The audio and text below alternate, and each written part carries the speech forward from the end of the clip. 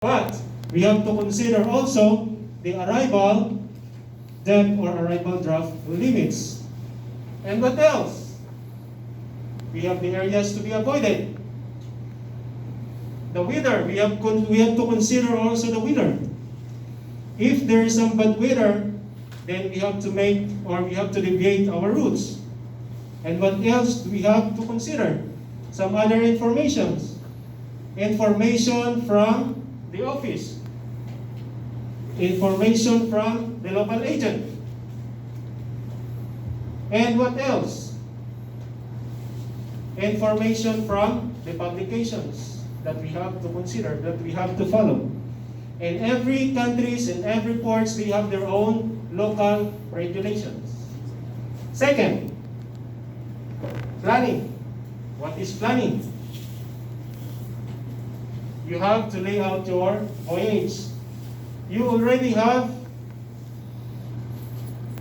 gathered all the informations. You have all the informations needed to lay out on the charts. Then that's the second stage already. You have to collect the charts, British Admiralty, electronic charts, then lay out together with the master, discuss with the master, where are we going to pass. Then, that's the time you can lay out your passage plan. And after that, we have to proceed to the third stage, which is execution. We have to execute the plan. You already lay out on the charts or the electronic charts. Then we have to execute. How is it? How do we execute? Review or change if required. After you lay out your passage plan on the chart, you have seen there is shallow water. You have seen that there is some rig. And then there is a broadcast that there is a military exercise on that area. Then we need to what? Change if required. So that's it. But also with the approval of the master. And then the third stage, monitoring. Monitoring is with all the available resources or available means. How? How can we do it? We have all our navigational equipment. We have the GPS. We have the terrestrial objects, so we can check for the landmarks, the bearings, we can sight, and also we have astro navigation. So we have all the resources.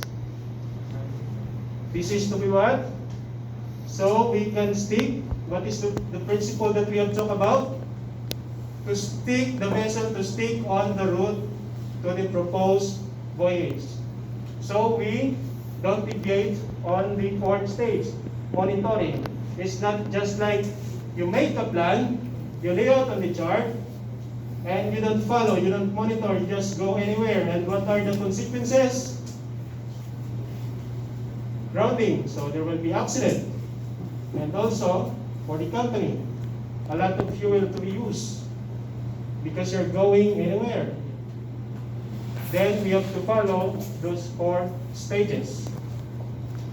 And then, as we have mentioned, on the appraisal, we have to gather all those information from where? Here are the example. Ship's routing. This is a publication. So what information can we get on ship's routing? Examples are the TSS, the traffic separation schemes we can find on ship's routing. What else? The inshore traffic scheme. And then, for the next publication, we have ocean passages of the world. So what informations can we extract from this publication? We have the tides, the current,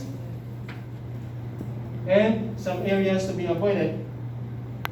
And also, there are recommended routes which have already distances that can give you a guidance for your sea passage. And then, sailing directions. What are those? We have mentioned earlier, some ports have some local regulations, and we can find it on the sailing directions. In every country, there are several sailing directions for their local regulations. And PDRS, radio signals.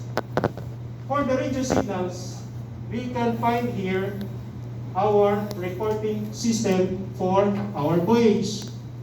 So on departure, each country has its own reporting system. On the arrival port, they have also their own reporting systems. And what can be found in there? Their VHF channels. If we have some emergency, we can find their contact numbers or emails, fax numbers, etc. Pay charge, British Admiralty charge, and then electronic charge, where we can lay out our plan, which all the informations are there. The depth, the beacons, etc. So you can see if your plan is safe. So, is there any question for our lesson?